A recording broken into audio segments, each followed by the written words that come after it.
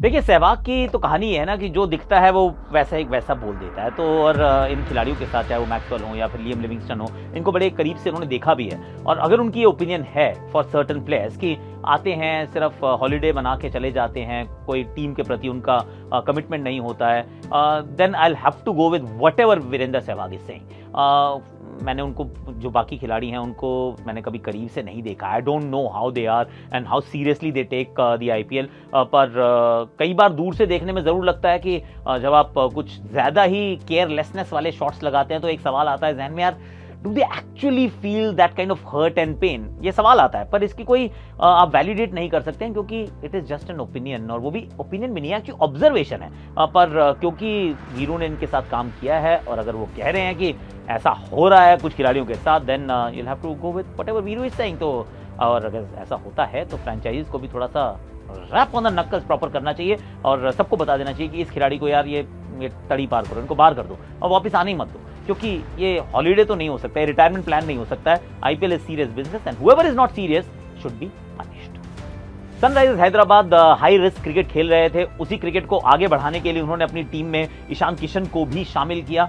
Bowling में भी ऐसा लगा था कि अपग्रेड हुआ है, चाहे वो मोहम्मद शामी हो या हर्षल पटेल हो, या स्पिन की तरफ एडम जैम्पा को लेकर आए, तो लगा कि कुछ उस दिशा में जाने का प्रयास किया है। पर खिलाड़ियों का फॉर्म, आई थिंक ये सबसे बड़ी चीज़ होती है। आप कितने भी तगड़े खिलाड़ी अपनी टीम में रख सकते हैं, लेकिन अगर वो कलेक्टिवली अंडर परफॉर्म कर रहे हो, वो फॉर्म उनके साथ ना हो, तो फिर कुछ भी आप कर लीजिए, चीज़ें आपके पक्ष में नहीं जाती हैं। I think that's exactly what has happened with Sunrisers Hyderabad. जिस तरीके के खिलाड़ी लिए थे, इसी तरीके की क्रिकेट उन्होंने खेलनी थी। वंस इन अ व्हाइल आप ये कह सकते हैं कि थोड़ा सा शायद संभल के सिचुएशन को रिस्पेक्ट करके खेल सकते थे, पर I still give them the benefit of doubt कि जब आप इस प्रकार की टीम एकत्रित करते हैं तो आपको लगता है कि हो जाएगा। एक बात ज़रूर है, थोड़ी सी धीमी जहाँ पे पिचेज हुई, एक बार उनको घर पे धीमी पिच मिली है, एक बार मुंबई में धीमी पिच मिली, एक बार वाइजैक में धीमी पिच मिली, तो ये 3 मुकाबले तो एक तरफा हारे हैं। तो ऐसे में ज़रूर पता चलता है कि अगर तो सपाट पिच है तो हैदराबाद ऐसे है, वरना हैदराबाद ऐसे। ऐसा प्रतीत होता है कि गुजरात टाइटंस और दिल्ली कैपिटल्स, ये 2 टीम्स तो 100% क्वालिफाई करेंगी। बाकी 2 में मैं 3 टीम्स के नाम लेने वाला हूं, जिसमें से मुझे लगता है 2 क्वालिफाई करेंगे। एक है आरसीबी, दूसरी है पंजाब किंग्स और तीसरी है मुंबई इंडियंस। इन 3 में से कोई 2 टीम जो है वो क्वालिफाई करनी चाहिए।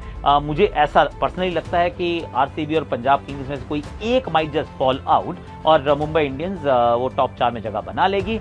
अब सच ये भी है कि अगर मुंबई इंडियंस टॉप 4 में पहुंच गई, फिर चाहे वो तीसरे चौथे स्थान पे क्यों ना पहुंचे, फिर उस जगरनॉट को रोकना थोड़ा ज़्यादा मुश्किल हो जाएगा।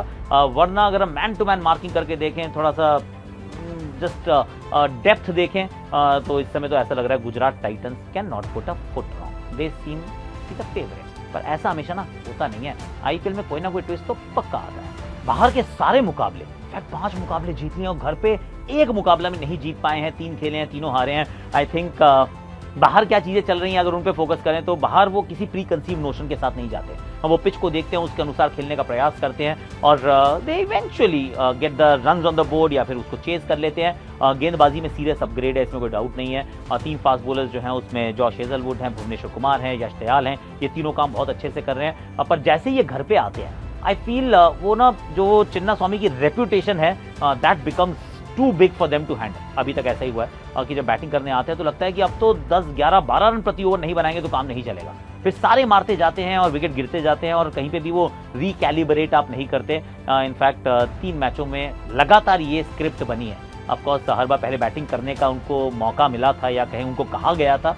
दैट माइट चेंज कि अगर वो पहले गेंदबाजी करते हैं तो शायद चीज़ें ऑटोमेटिकली बदल जाएं। पर अगर पहले बैटिंग आती है तो एक चीज़ का ध्यान रखना होगा कि थोड़ा सा सिचुएशन को आप रिस्पेक्ट करें और कंडीशंस को भी थोड़ा सा सम्मान दें, क्योंकि अगर पिच नहीं है वो 225 वाली, तो 180, 190 में आपकी बॉलिंग के साथ मैच चिन्ना स्वामी में भी जीता जा सकता है।